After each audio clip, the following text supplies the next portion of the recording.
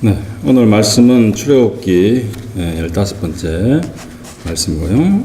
오늘 제목은 여호와를 앙모하는 자입니다. 네. 모세의 그 40일간의 그 부재 중에 이제 그 금송아지 우상을 만들어서 우리 십계명의 첫 번째, 두 번째, 세 번째 가장 중요한 그 계명을 이제 어겨버린 그 이스라엘 백성들. 그래서 모세가 이제 지난주에 말씀을 나눴듯이 그 질문에 서서 누구든지 여호와의 편에 있는 자는 다 나에게로 나오라. 자, 그래서 3,000명 가량이 죽었다라고 성경이 그렇게 기록되어 있죠. 자, 그 다음에 이제 다음날 아침이 되어서 모세가 여호와께로 올라가서 용서를 이제 구하려고 하는 그러한 말씀입니다. 조금 전에 읽으셨던 그 본문 말씀 바로 앞장에 보면은 출애굽기 32장에서 32절에서 34절 말씀인데요. 네네. 제가 읽어드릴게요. 그러나 이제 그들의 죄를 사하시옵소서. 그렇지 아니하시오면 원하건대 주께서 기록하신 책에서 내 이름을 지워버려 주옵소서. 아주 유명한 구절이죠. 모세가 주님의 그 책에서 내 이름을 지워버려 주시옵소서. 만약 용서를 하시기를 원하지 않으신다면. 네.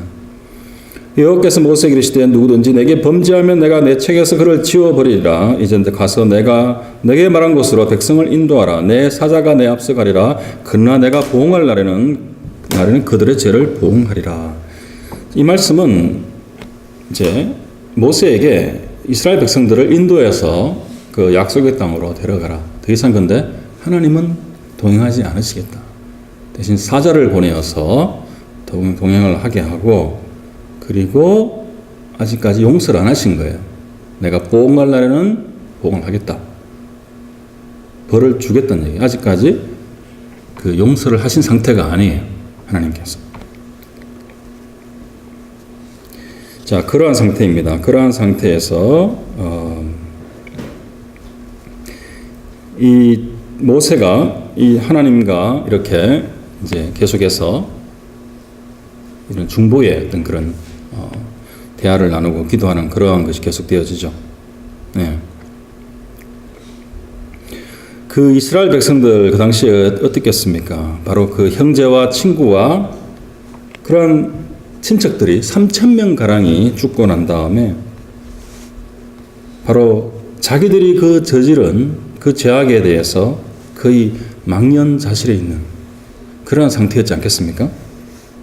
그래서 후회의 눈물을 정말 후회하고 있는 그러한 눈물을 흘리면서 그렇게 이제 정말 지쳐 있는 그러한 상태가 되었지 않겠습니까? 그죠?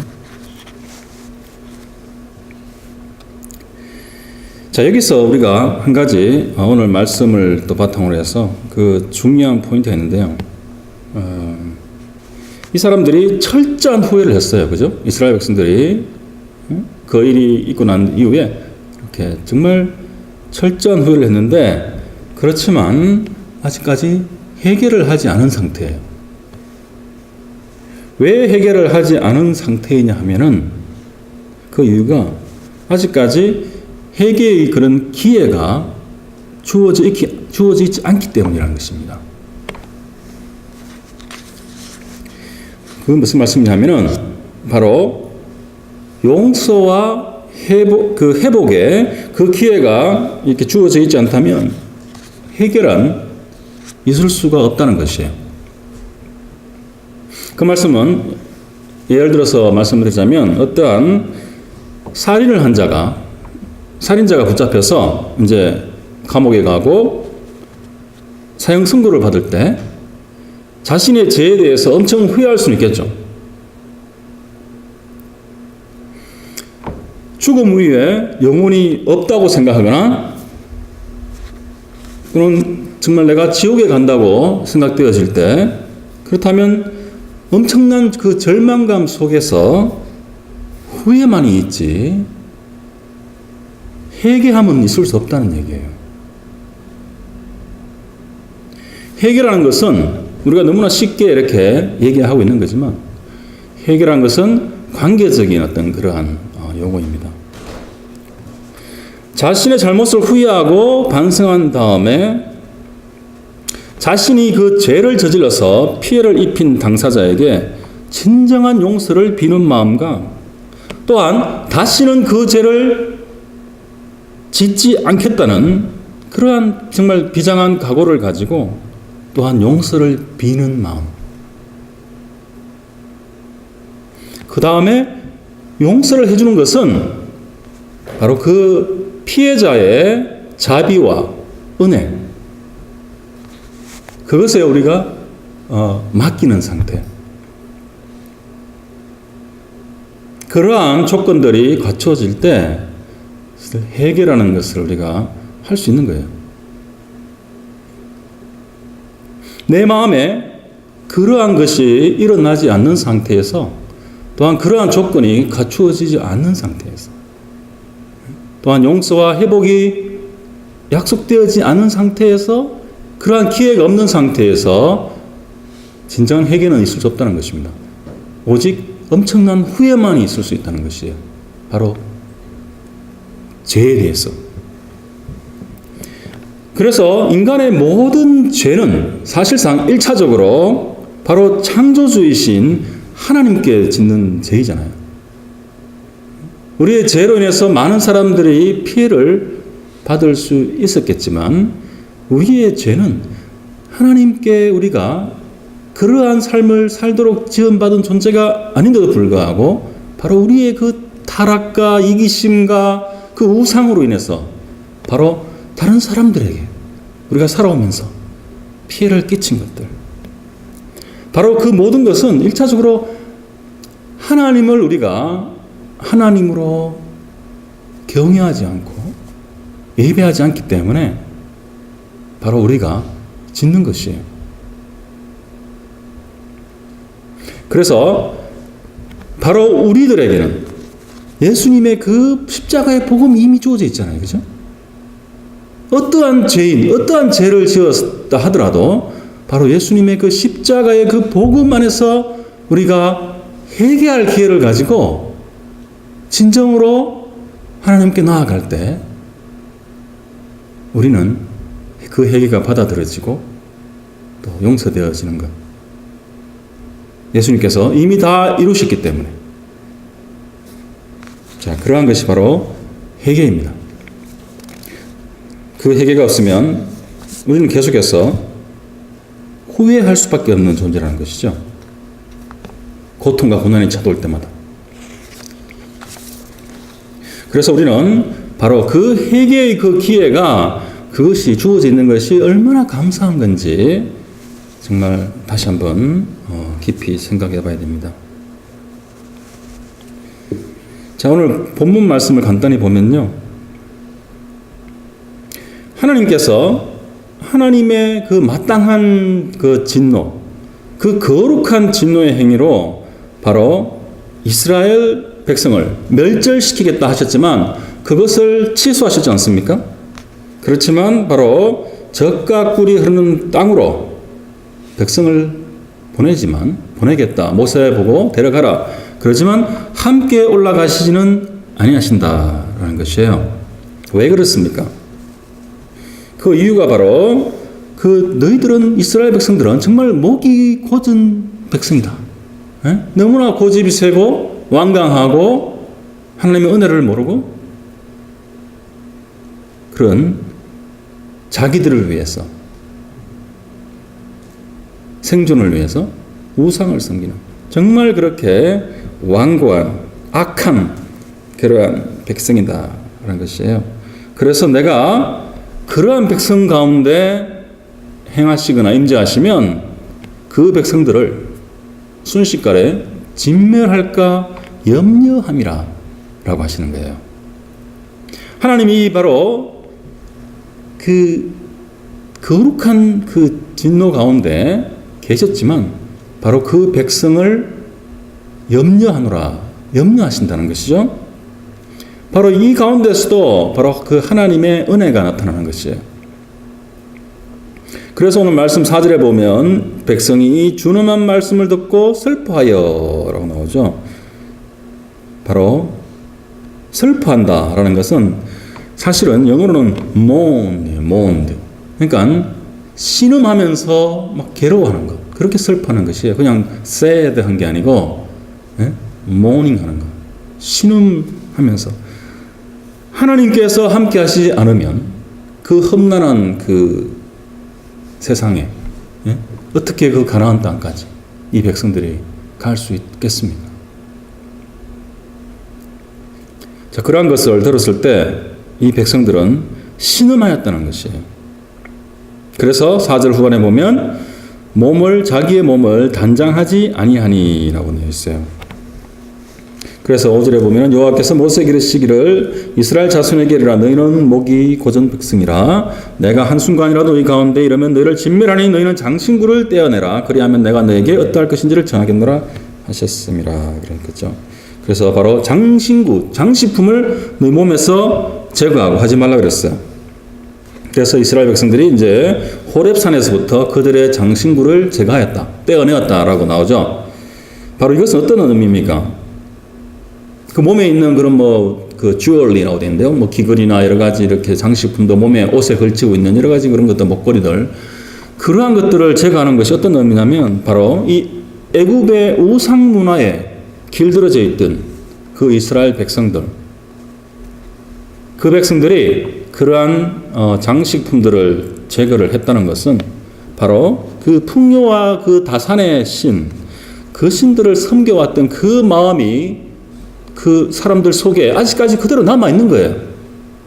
근데 그 마음을 제거하겠다는 그러한 어떤 외적인, 그런 실천적인 그러한 각오라는 것이죠. 그런 행동이라는 것이에요. 그래서 이것은 단순히 장신구를 제거한 것이 아니라 바로 그 후회의 단계에서 엄청난 그 신음의 그 후회의 단계에서 이제 회개의 단계로 넘어가고 있는 것을 얘기하는 것이에요. 우리가 예수를 믿게 될 때 어떤 현상이 일어납니까? 바로 우리 마음속에 있었던 그 우상이었던 그 부를 사랑하는 마음, 성공과 명예와 권력이라는 그 우상을 사랑하는 마음, 그것을 내려놓고 바로 그 똑같은 자리에 우리 마음의 중심의 자리에 예수 그리스도를 믿고 따르겠다는 바로 그 결심을 우리가 올려놓는 것이 아닙니까? 그것을 바로 회심이라고 하는 것이에요. conversion 또는 born again, 다시 태어나는 것. 그래서 진정한 회심은 바로 첫 번째는 후회가 따릅니다. 내가 왜 그렇게 살았을까? 왜 내가 예수님도 모르고 하나님도 모르고 십자가도 모르고 그렇게 살았을까? 에? 세상 속에서 사람들 속에서 서로 경쟁하고 서로 싸우고 욕하고 가십하면서 왜 그렇게 살았을까라고 후회를 하는 거죠. 그 후회 다음에 회개를 하는 것입니다. 그래서 회개를 하고 용서를 비는 것이에요. 어떠한 용서를 빕니까? 잘못했습니다 라고, 그죠? 고백하고 정말 또한 그 자비를 베푸실 것을 빌고 또한 우리를 빛의 자녀로 바로 예수님의 또한 제자로 삶아 주실 것을 우리가 바라는 것이지 않습니까?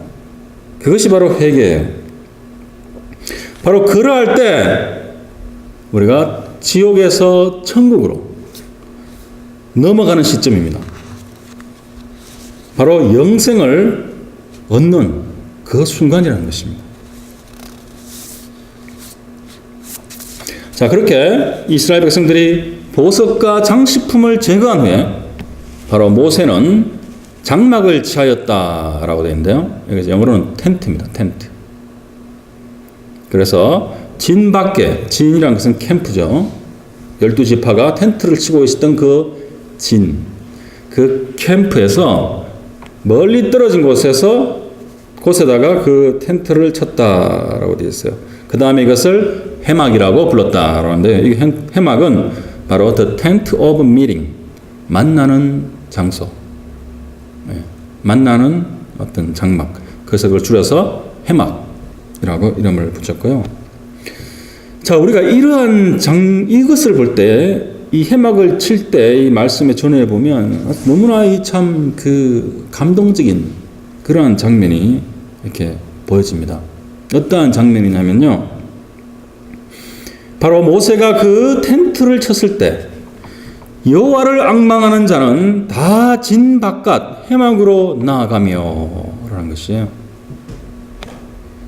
아직까지 그 용서가 주어지지 않은 상태에서 그 이스라엘 백성들이 엄청난 그 후회와 그 신음하는 그 마음, 그 고통에 하나님께서 더 이상 우리를 동의하지 않으신다, 케어하지 않으신다, 그러한 그 마음을 가지고 그 모세 장막을 쳐서 하나님이 그 장막에 임재하는 것을 보면서 이 백성들이 그 진을 떠나서 바로 하나님 쪽으로 다 나아가는 거예요.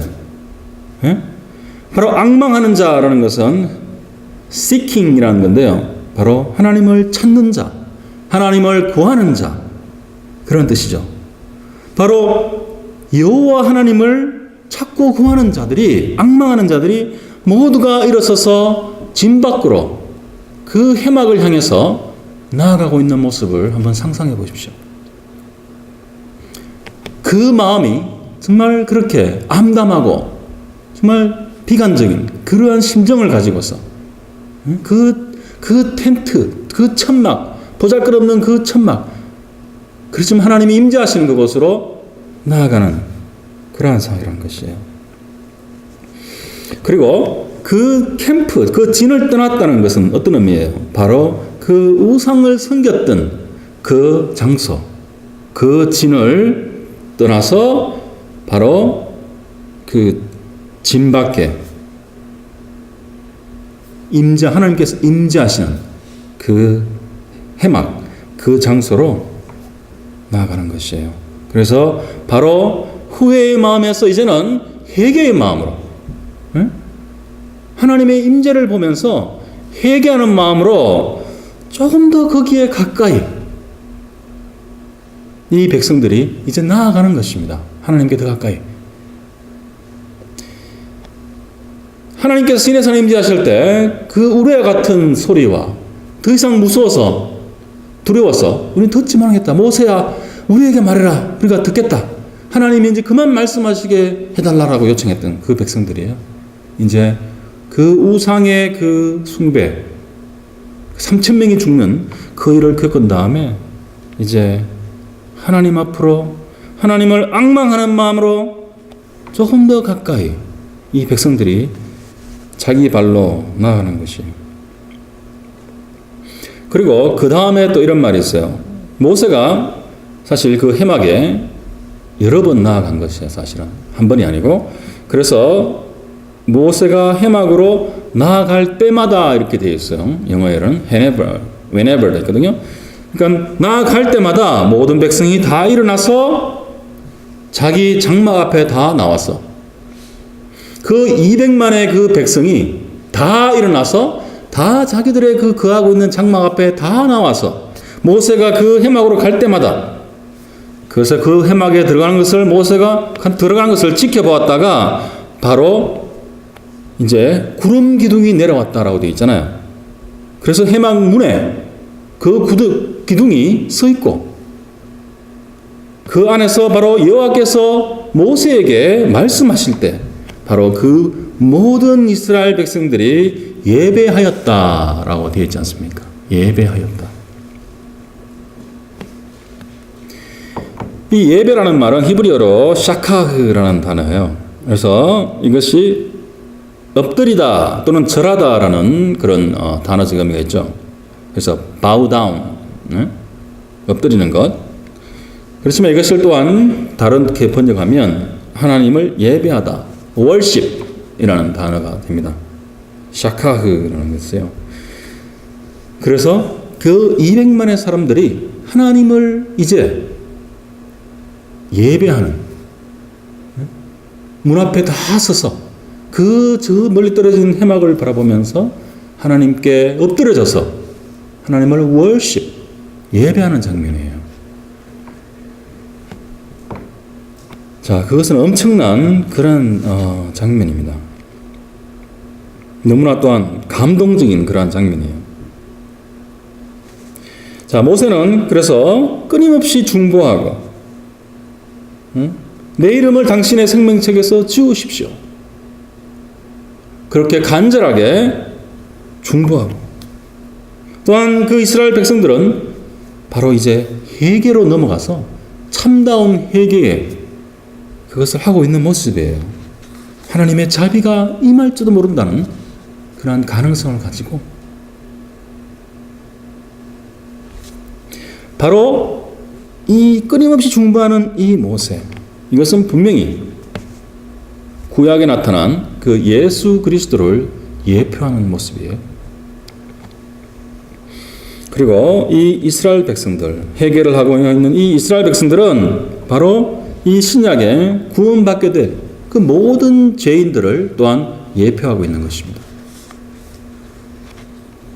그래서 여호와를 앙망하는 자가 진 밖으로 나오고, 그 다음에 200만의 이 모든 백성이 동시에 바로 이 장막 앞에서 그 회개의 예배를 드리는 그러한 모습을 우리가 상상해 볼 수 있는 거죠. 이것을 통해서 바로 우리가 지금 우리의 그 예배의 모습, 그리고 이 현대 교회의 예배의 모습을 우리가 다시 한번 이렇게 비교해서 생각해 볼 수 있습니다. 바로 우리들의 그 마음가짐과 바로 비교해서 그 이스라엘 백성들이 그 어미하시고 어려우신 그 하나님께 나아갔던 그 마음과 우리가 주일 예배에 나와서 하나님께 예배하는 그 마음, 그것을 우리는 분명히 비교해 봐야 되는 것입니다. 바로 하나님을 앙모하는 마음으로 그 진 밖에 있는 그 해막으로 나아갔던 그 마음으로 우리가 예배를 드려야 된다는 것이죠. 자, 이것이 그러면 어떠한 우리 신약적인 의미가 있을까라는 것을 신약 성경에 나와 있는 병행 구절을 통해서, 구절들을 통해서 우리가 잠시 살펴보겠는데요. 바로 히브리서 13장 12절에서 15절 말씀이에요. 제가 읽어드릴게요. 그러므로 예수도 자기 피로서 백성을 거룩하게 하려고 성문 밖에서 고난을 받으셨느니라. 그런즉 우리도 그의 치욕을 짊어지고 영문 밖으로 그에게 나아가자. 우리가 여기에는 영구한 도성이 없으므로 장차 올 것을 찾나니, 그러므로 우리는 예수로 말미암아 항상 찬송의 제사를 하나님께 드리자. 이는 그 이름을 정언하는 입술의 열매니라. 여기 히브리서 13장 말씀을 봐도 바로 12절에 보면 예수님께서 자기 백성을 피로써 거룩하게 하시려고 성문 밖에서 고난을 받으셨다라고 했죠. 성문 밖에서. 바로 이 성은 예루살렘 성을 가리키는 것이죠. 그 성문 밖에서 그 골고다 언덕에서 고난을 받으시고 십자가에 죽으셨죠. 바로 오늘 이 출애굽기 말씀, 그 앙모하는 자들이 진 밖으로 나아가서 라고 나오죠. 그것이 바로 outside the camp 라고 되어 있습니다.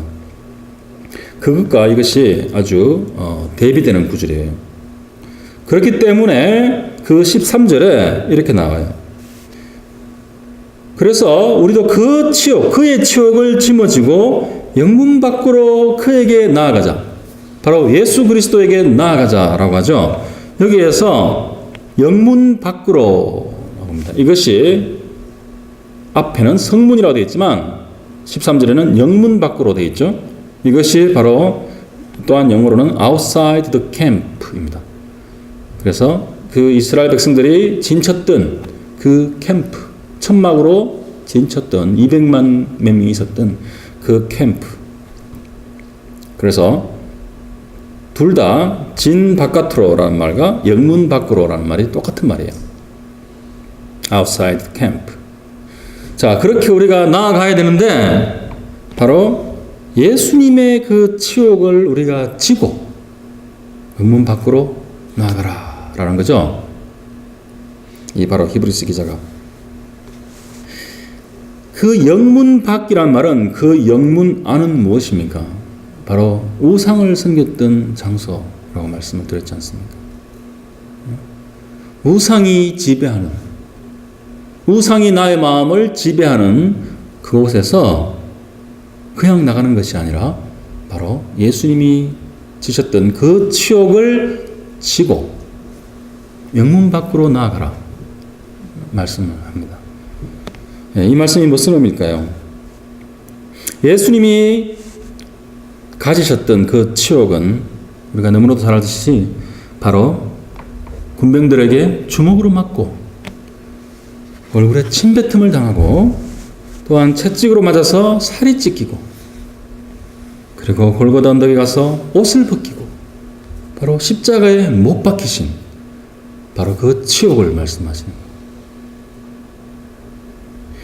그것을 지고라는 것은 바로 나의 모든 그런 죄와 내 과거의 모든 죄와 그것을 위한 모든 수치와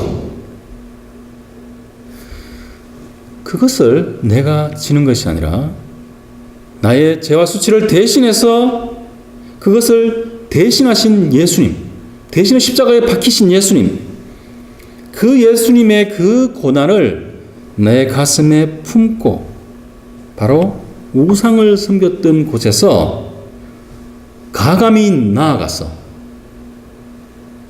바로 그에게 나아가라. 바로 예수 그리스도에게 나아가라는 것이에요. 바로 하나님을 앙모하는 자가 나아가듯이 바로 영문 밖에 있는 캠프 밖에 있는 그 십자가, 그 예수님 앞으로 나아가라라는 말씀입니다. 바로 그 예수 그리스도가 왜 그 영문 밖에 십자가에 박히셨나? 거기에 조금 전에 읽었던 12절에 나오죠. 자기 피로써 백성을 거룩하게 하려고 그렇게 고난을 받으셨다. 그렇게 한다는 것은 바로 우리들을 그 죄에서 용서받게 하시고 또는 그리고 그 죄의 그런 그 파괴적인 그런 영향들 그렇게 우리의 마음이 일그러져 있는 상태 우리의 힘으로 도저히 벗어날 수 없는 상태 죄악으로 그렇게 참 찌들어 있는 상태 그것에서 우리를 회복시킨다는 것입니다. 회복시키고 또한 바로 십자가에 주어져 있는 그 용서와 회복을 통해서 우리를 어렵게 하신다는 것이죠. 우리를 justify, 어렵게 하시는 것. 그것이 바로 자기 피로 우리를 거룩게 하신다는 것입니다. 자, 그러한 곳으로 나아가도록 예수님의 그 모든 치욕을 내가 지고 바로 영문 밖으로 나가서 예수님께로 나아가라. 네. 출애굽기 그 33장 7절의 그 말씀. 그 진 밖으로 나아가는 그 말씀과 바로 이 히브리서 13장 13절에 우리가 영문 밖으로 나아가는 것이 정말 신구약에 극명하게 이렇게 대조되는 그러한 구절입니다. 자, 그렇지만 이 두 구절에 있어서 전제가 되는 게 있죠. 첫 번째는 뭡니까? 출애굽기 말씀은 그 전제가 바로 3,000명이 죽었다는 것이에요. 3,000명이 도륙을 당했다. 히브리서의 이 말씀의 전제는 무엇입니까? 바로 예수님이 한 분, 예수님이 죽으셨다는 것이에요. 그리고 이 출애굽기는 이스라엘 백성들이 하나님을 앙모하면서 바로 그 우상숭배의 그 죄에 대한 그 용서의 가능성을 갖고서 하나님께 나아갔지 않습니까? 그렇지만 바로 히브리서의 이 말씀은 이미 십자가의 그 완전한 속죄가 이루어진 이후에 담대히 나아가라라고 하는 것이에요. 그리고 또한 이 출애굽기는 젖과 꿀이 흐르는 땅, 바로 그 가나안 땅을 향해서 나아가는 것이고, 그 사람들의 그 마음이 바로 이 히브리서의 그 나아가는 것은 바로 영구한 도성, 바로 천국을 가리키면서 나아가라는 것이에요. 제가 이 말씀을 드릴 이유는 바로 이 구약의 그 백성들이 그렇게 나아갔던 그 마음. 그렇지만 우리가 영문 밖으로 그 십자가의 예수님께로 나아가야 되는 그 마음, 그리고 그 조건, 이것이 엄청난 차이가 있죠. 그러니까 우리가 얼마나 큰 축복을 우리가 받고 있냐, 그것을 지금 설명드리는 것입니다.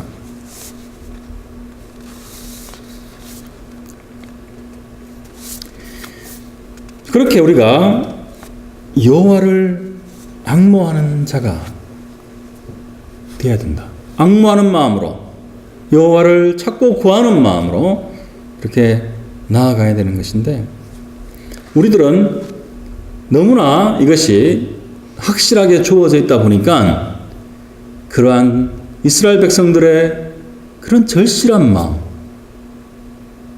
회개와 용서와 자비의 그런 절실한 마음들이 너무나 약해져 있는 것이 현대 기독교인들의 현실인 것입니다. 그래서 제가 이 말씀을 드리는 이유가, 우리가 어떠한 마음으로 예수님의 그 치욕을 우리가 지고, 무엇 때문에 예수님께서 그런 치욕을 졌습니까?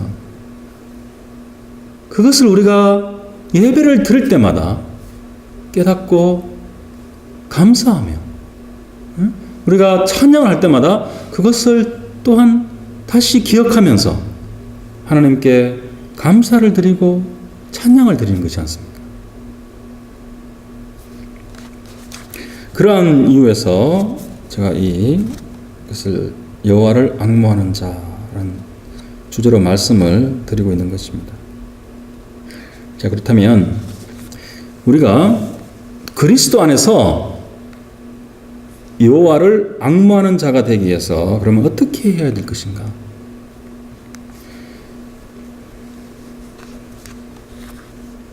그게 중요하지 않겠습니까? 최근에 우리 이제 말씀 읽기를 더 이렇게 실천적으로 이제 또 시작하셔서 참 너무나 감사해요. 너무나 좋고요. 예. 그래서 서로 이렇게 쉐어하고 또 올리고, 예. 카톡으로 서로 이렇게 나누고 참 너무나 감사하고 참 아름다운 모습입니다. 예. 첫 번째는 말씀이죠. 예. 자, 근데 제가 말씀에 대해서는 많이 강조했기 때문에 오늘은 말씀과 더불어서 우리가 여호와를 앙모하는 자가 되기 위해서 정말 어떻게 기도를 해야 될 것인가? 기도도 엄청나게 중요하지 않습니까? 제가 기도에 대해서도 몇 번 말씀을 드렸지만 오늘은 좀 더 구체적으로 기도 선집을 이용해서 하는 기도에 대해서 말씀을 드리려고 해요. 우리 기독교 역사에 2000년 동안 수많은 그 선진들이, 신앙의 선진들이 자신들의 그 신앙과 그 신앙 안에서의 그 투쟁과 또 그 고뇌를 담아서 이렇게 많은 그 기도문들을 남겼습니다. 그래서 제가 예전에 읽고 또 기도할 때 사용했던 하나의 책을 또 소개해 드리려고 그래요. 예. 그 기도들을 잘 모아놓은 책이 있는데요. 사김의 기도를 위한 기도 선지, 김영복 목사님이라는 분이 엮으신 책이에요. 그래서 참 좋은 책입니다. 그래서 너무나 값진 진주 같은 정말 그러한 기도문들이 이 안에 다 이렇게 수록되어 있어요. 그래서 이것을 읽고 이 기도문을 또 통해서 우리 똑같이 그렇게 기도하는 그러한 것들도 참 영적으로 너무나 값진 것이에요. 많은 또 그런 열매를 맺을 수 있는 그런 것입니다. 그래서 제가 오늘은 이 신앙의 선진분들이 어떻게 여호와를 앙모했는가를 제가 몇 가지 예를 읽어드릴게요. 첫 번째는 바로 우리가 잘 알고 있는 어거스틴이 마음을 향한 기도라는 책이에요. 그래서 읽어드릴게요. 하나님이 어디 계신가 보라. 진리를 맛볼 수 있는 곳에 하나님은 계신다. 그분은 마음에 매우 가까이 계신다. 하지만 마음은 그분을 떠나 방황한다. 죄인이여 내 마음으로 돌아오라. 그리고 그 마음을 만드신 이를 붙들어라. 그분과 함께 서라. 그러면 든든히 서게 되리라. 그분 안에 쉬라. 그러면 진정으로 쉬게 되리라. 네. 바로 우리의 그 마음으로 돌아오라. 우리의 마음 가운데 하나님이 계시기 때문에 우리가 삶 속에서 이렇게 방황하는 우리 마음을 가리키는 것이죠. 그것이 바로 이 어거스틴의 기도인 것입니다. 그리고 그 우찌무라 간조라고 일본의 아주 1900년대 초반 30년에 돌아가신 분이죠. 일본의 기독교 지도자였던 우찌무라 간조라는 분의 고난 중에 드리는 감사라는 기도문이 있어요. 감사합니다. 감사합니다. 제가 이 큰 시련을 능히 견뎌낼 수 있음을 아셨기에 아버지께서는 제 소원을 들어주시지 않았습니다. 제 열심이 부족했기 때문이 아니라 오히려 아버지의 은혜로 얻은 제 열심이 좋겠으므로 제게 이 고통을 주셨습니다. 저는 얼마나 행복한 사람입니까? 우리의 기도랑은 너무나 참 차이가 있죠. 그리고 이분이 그 뒷부분에 보면 그 고난이란 것을 바로 우리 성경에는 고난이란 것은 사실 있을 수 없다는 것이에요. 그래서 그 고난 자체도 하나님의 은혜라고 하면서 그 글자를 억지로 남겨두려면 이렇게 정의를 합니다. 어둡게 보이는 하나님의 은혜라는 정의를 붙여야 할 것입니다. 라고 해요. 고난을 은혜인데 그것이 밝게 보이는 것이 아니라 어둡게 보이는 하나님의 은혜이다. 라고 정의를 해야 된다. 라고 되어 있어요. 자, 그리고 마지막으로 주기철 목사님에 대한 글인데요. 이 주기철 목사님의 겸손하게 하소서라는 것입니다. 우리 주기철 목사님은 한국의 1세대 목사님이죠.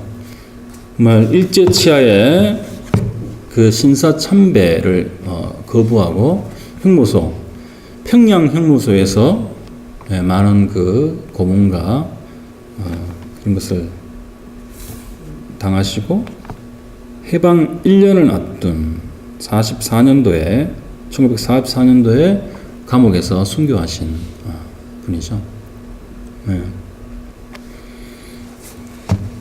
그분이 그 마지막 그 면에 그분의 아내에게 남긴 마지막 말이 있대요.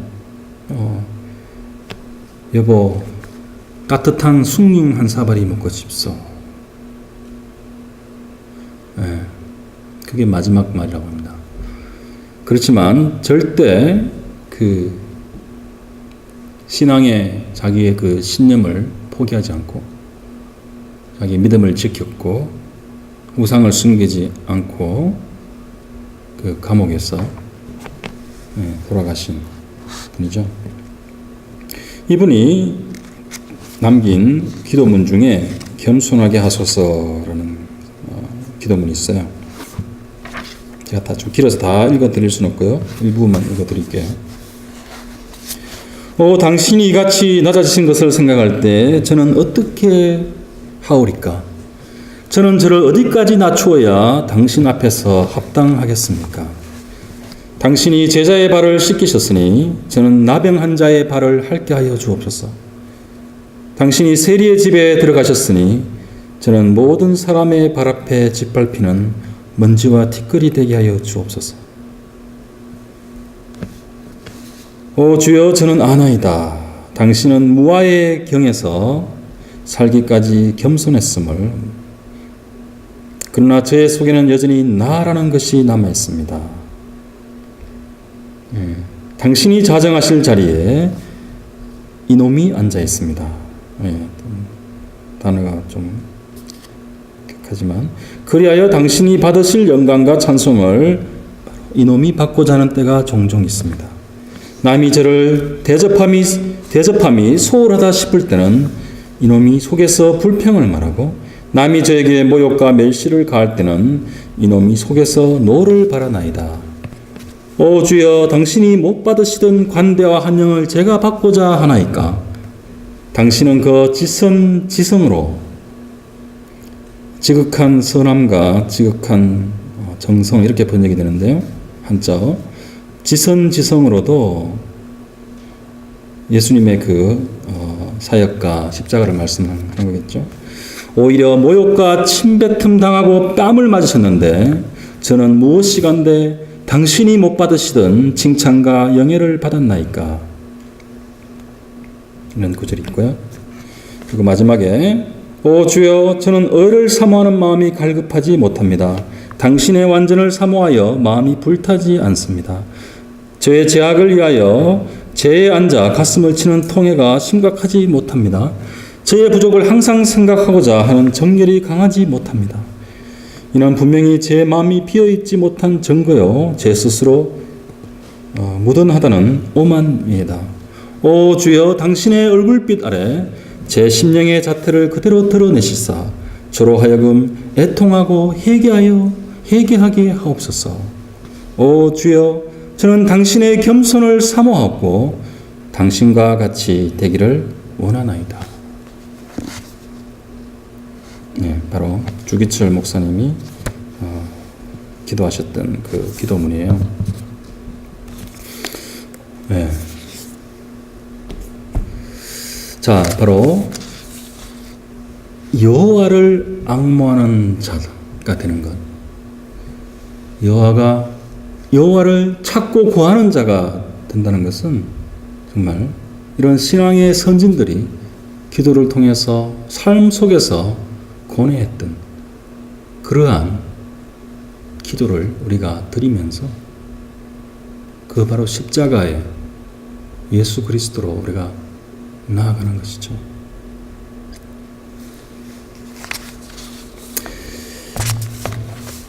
이사야서 40장에 보면 그 여호와를 앙망하는 자에 대해서 그 말씀이 있죠. 제가 다시 읽어드리겠습니다. 29절에서 31절 말씀인데요.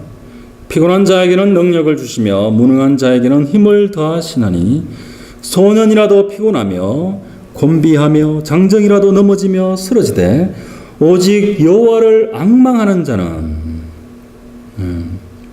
바로 여호와를 앙망한다. 여기서는 웨이링이란데요. 사실은 여기에도 하나님을 look for, 찾는 자. 그래서 앙모한다는 말과 거의 같은 의미로 쓸 수 있는 말입니다. 그래서 여호와를 앙모하는 자, 여기 여호와를 앙망하는 자, 그러한 자들은 바로 새 힘을 얻으리니 독수리가 날개치며 올라감 같을 것이요 다른 박질하여도 곤비하지 아니하겠고 걸어가도 피곤하지 아니하리로다.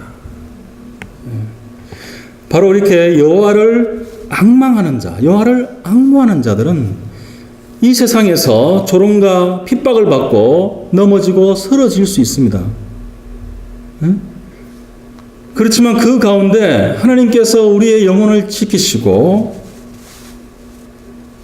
또한 쓰러질 때 다시 일으키시고 또 쓰러지면 또 일으키시고 최종적으로 우리가 목숨이 다해서 쓰러지면 바로 천국에서 우리를 또한 일으키시는 것입니다. 그것이 바로 이사야 선지자가 읊은 말이지 않겠습니까?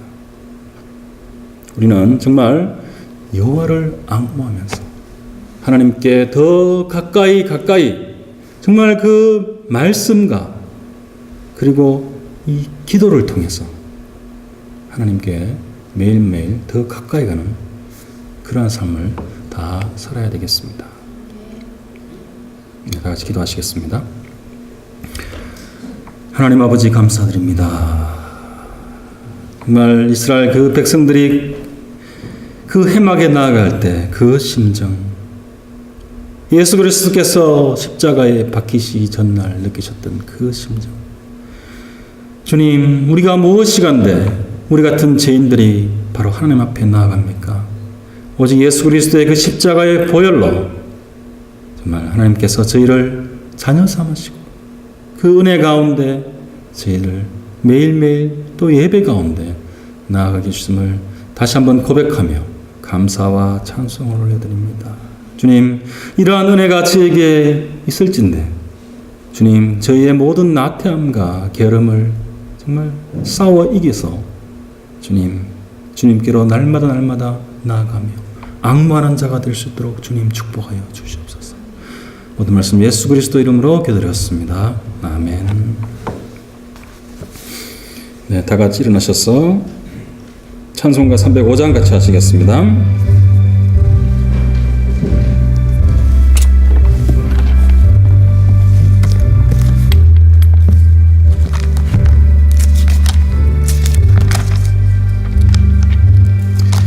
나 같은 죄인 살리신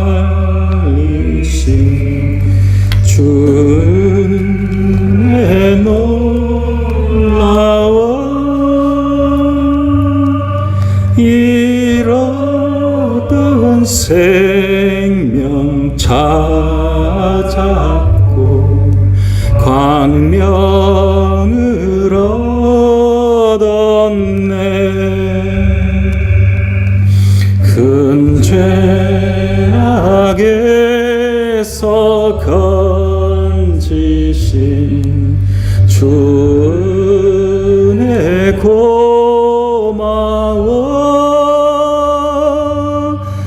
나 처음 믿은 그 시간 귀하고 귀하다. 이제껏 내가 산 것도 주님의 은혜라.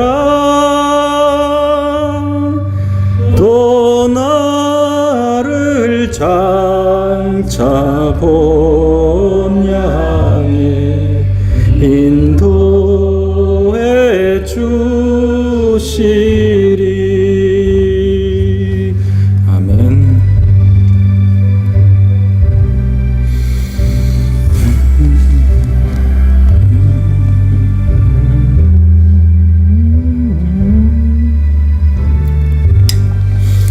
거기서 우리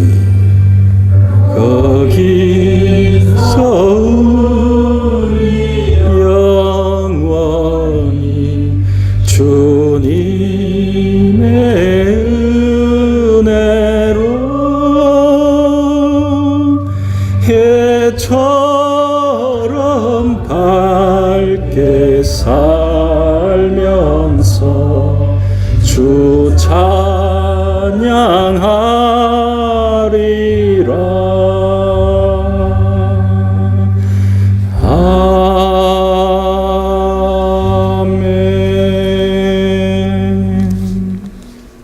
자리 앉으시기 바랍니다. 만복의 근원 하나님, 헌금 시간 갖도록 하겠습니다. 복의 그는 하나님 온 백성 찬송 드리고 저 천사여 찬송하세 찬송 성부 성자 성령 아멘.